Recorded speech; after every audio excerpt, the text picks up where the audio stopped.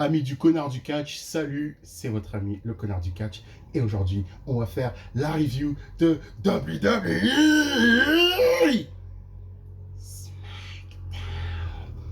Très bon show, excellent show. Je suis bouillant, je viens à peine de sortir du show et j'ai hâte de faire cette review devant vous.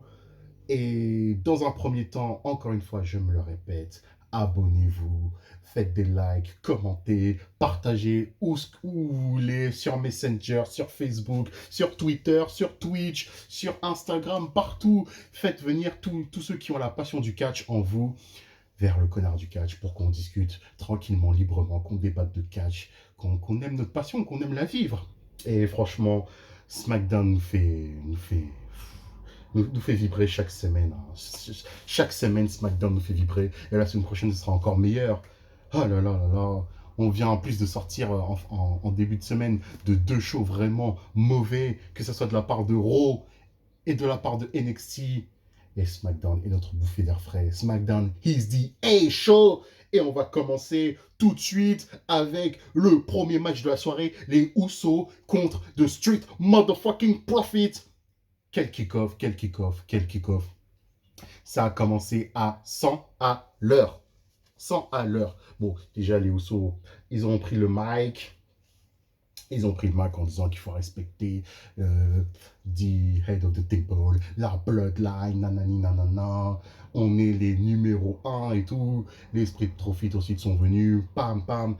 Moi, je me suis intéressé qu'au match parce que franchement, leur promo était pas très bonne. Mais le match était super. Mais, bémol, le match est fini par une disqualification. Encore et toujours une disqualification. WWE, Cortesque, il faudrait leur donner un challenge.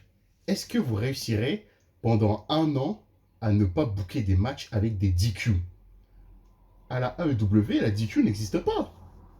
Ou peut-être un jour on aura une DQ, un jour, mais franchement, quand on aura une DQ, ce sera vraiment. On sera choqué. Mais pour moi, ouais, la disqualification doit être une chose vraiment rare et qui doit être protégée au max. Une disqualification, quand même, c'est un truc de ouf. Souvenez-vous, en 2011, quand Christian a affronté Randy Orton à Money in the Bank 2011 pour l'Istropolo, il y avait la stipulation qui disait que si Orton se faisait disqualifier ou décompter à l'extérieur, il perdait le match. Et la réaction de la foule quand Christian lui lâche un molar à Orton pour le disqualifier, Orton qui tabasse Christian après qu'il fait un low blow, la foule est kécho de fou, l'arbitre sonne la cloche, la foule commence à dire non, merde, putain, il y a une DQ, mais après ils se comprennent, mais merde, la DQ, ça fait gagner Christian, et après ils ont popé. La DQ devrait servir quand même à peu près à ça, quand même. Hein. Ouais, franchement, parce que les DQ en veux-tu, en voilà, ça sert à rien, ça sert à rien. Mais bon, le match était quand même très bon. Montez Ford, pour moi, allez, meilleur crossbody du business, de toute fédération confondue, period. Et il a le meilleur frog splash de tout le business. Je l'ai placé là. Montesford, incroyable. Il doit avoir des abdos, ce bâtard. Bien saillant là. Il est fort, il est fort. Ensuite, après le match, on voit Roman Reigns assis sur son siège en mode Scarface. Il dit à Apollo, ramène mes cousins. Oui, mon chef tribal. Et après, ce segment-là nous a fait vibrer. Ce segment-là nous a fait vibrer. Kayla Braxton qui arrive. Elle vous demande des commentaires de Paul Heyman. Paul Heyman lui dit, mais meuf, tu devrais vivre l'instant présent. On est regardé par des millions de téléspectateurs. Arrête de te poser trop de questions. Oh là là, et soudain dans le segment, on entend.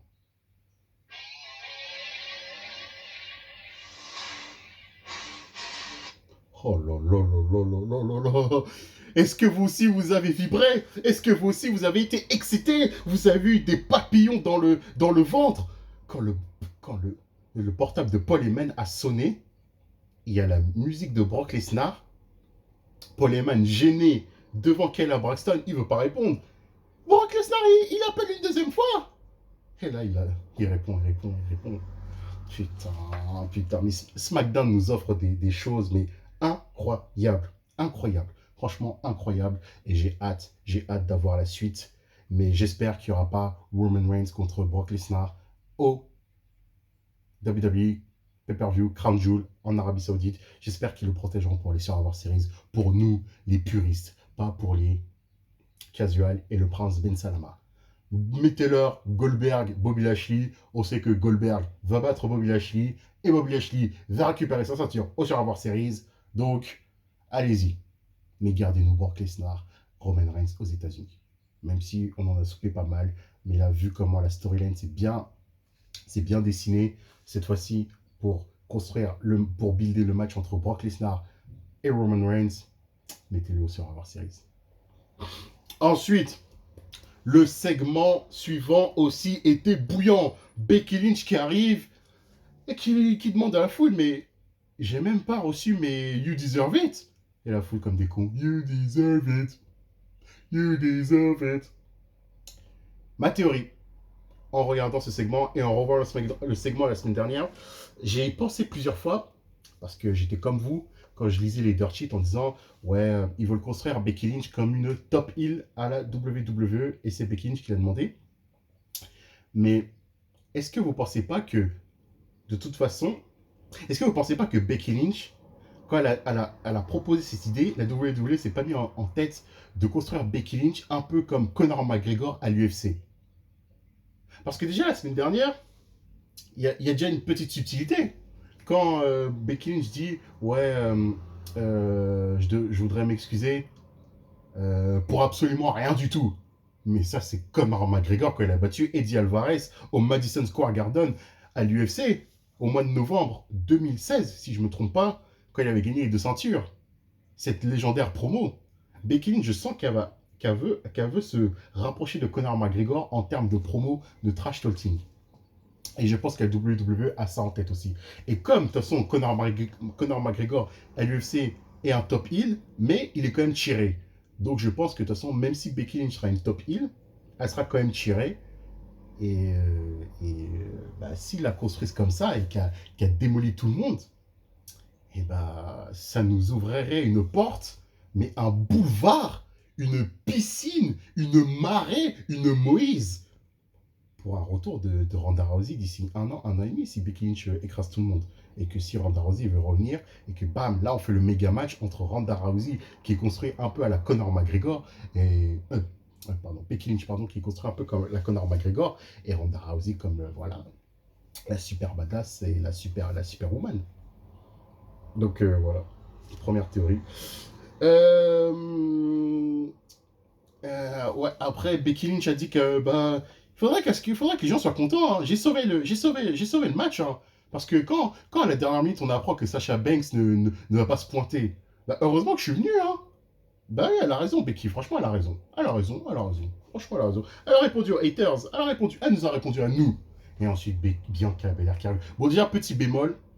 Quand Bianca Belair arrive, est-ce que les catcheurs sont obligés de toujours faire leur pause et tout? Bianca Belair pouvait venir un peu, genre, avec un peu d'attitude, en mode un peu énervé. Pas la peine de faire la poupée, genre tu tournes sur toi-même, tu sautilles et tout. Ça va. Là, c'est un segment. En plus, t'es en mode tranquille, t'es pas en tenue de catch et tout. Oh là là, franchement.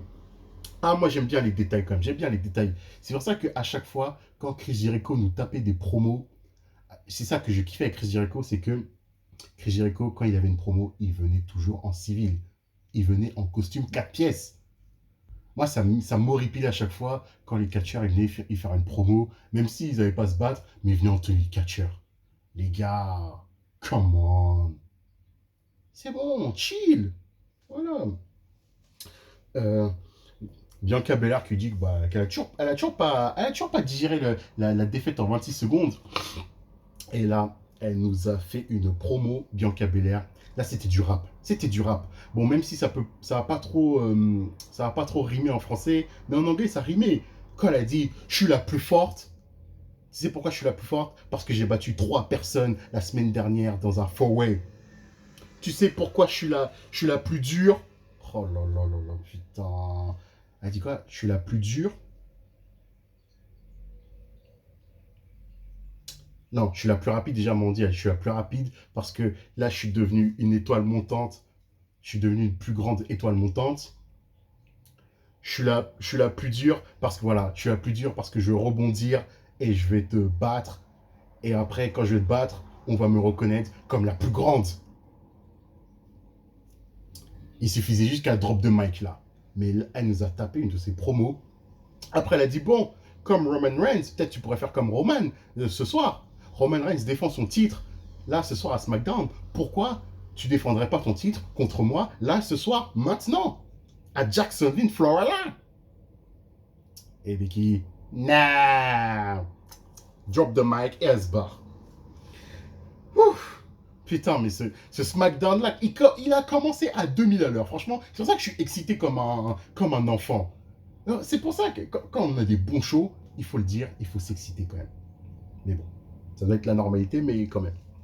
Après, un segment qui sert à rien, Dolph Ziggler qui veut flirter avec Tony Storm. Ouais, tu veux venir dans mon coin, là, ce soir, contre Rick Boogs? Ah non, si je vais dans un coin, je préfère aller dans le coin de Rick Boogs. Mais Tony Storm, elle n'est pas heal. Quand Tony Storm elle est arrivé à SmackDown, on nous a présenté comme une heal. Là, maintenant, je pense que c'est un peu une babyface parce que peut-être je sens venir gros comme une maison, comme Tony Storm, voilà, The Rockstar. Ils vont peut-être l'associer avec Shinsuke Nakamura et Rick.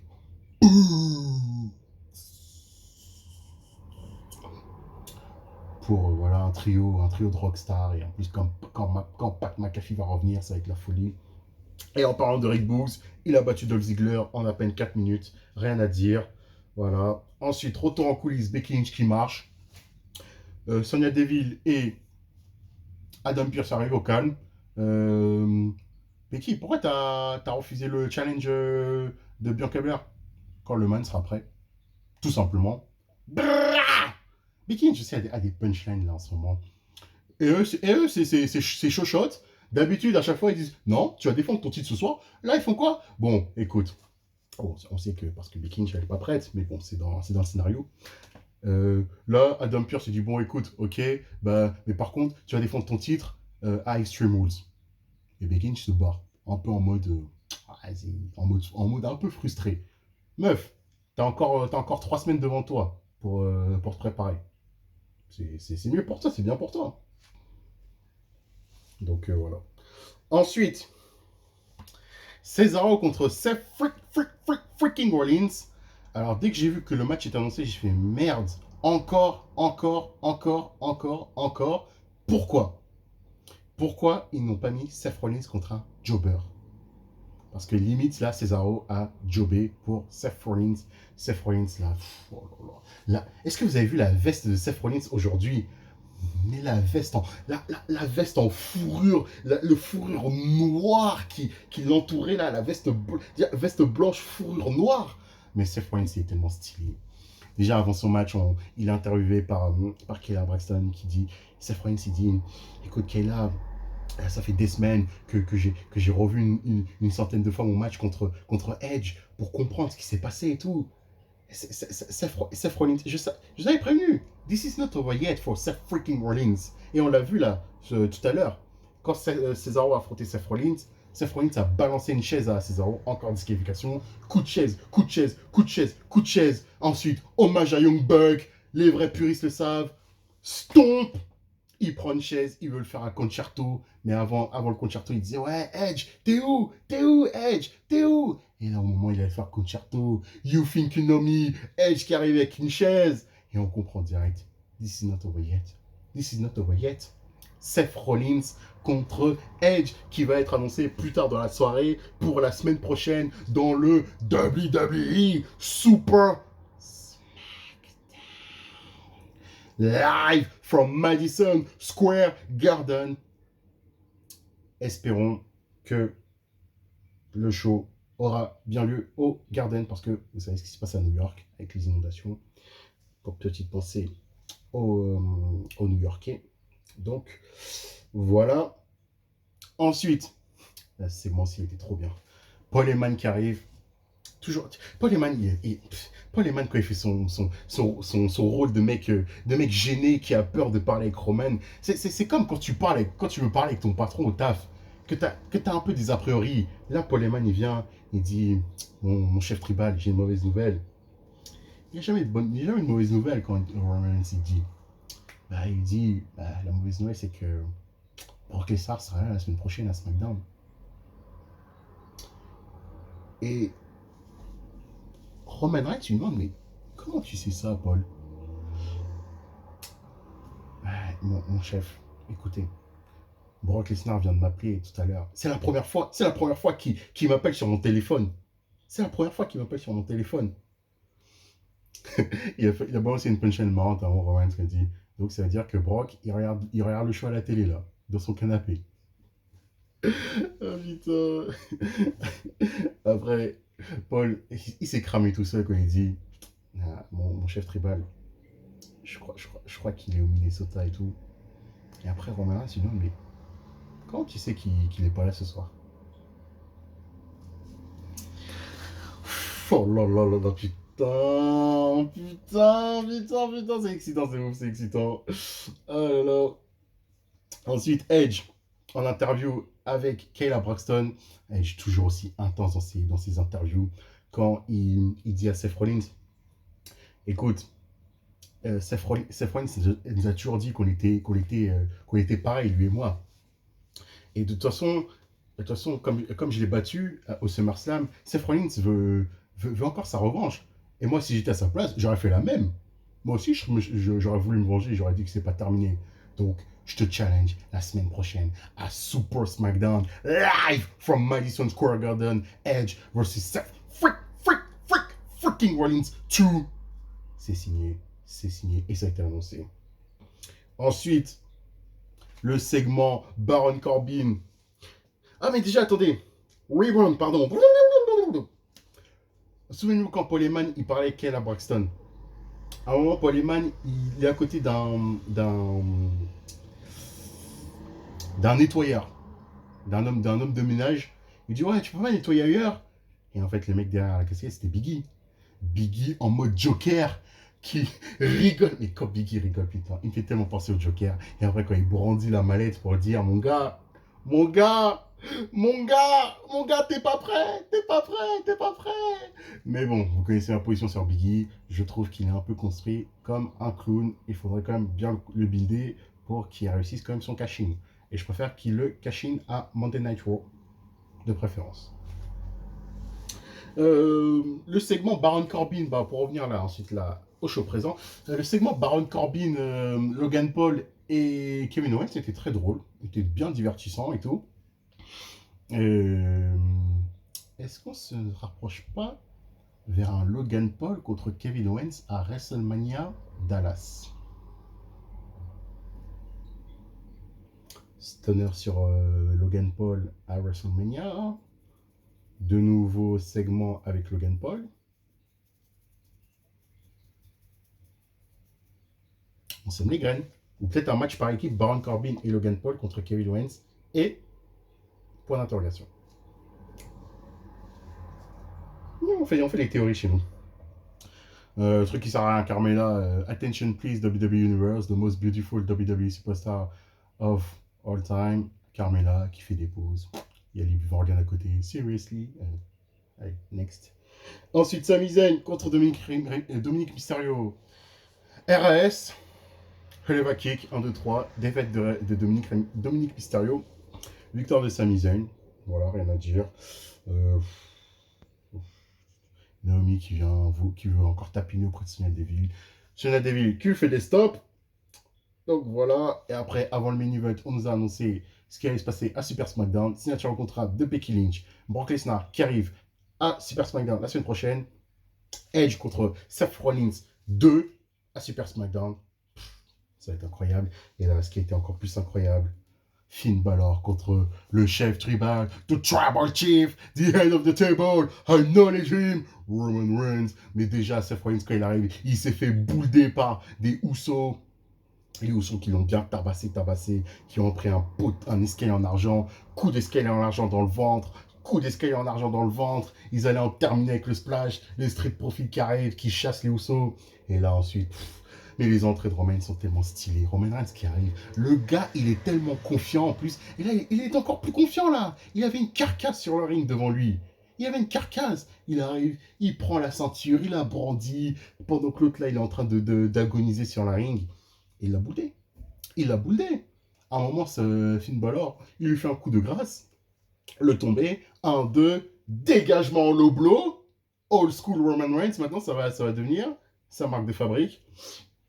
Et puis voilà. Et bah, après, il l'a terminé avec une guillotine. Hein. Il l'a terminé avec une guillotine. Et Roman Reigns qui se bat en coulisses en triomphant. Il y avait des lumières rouges.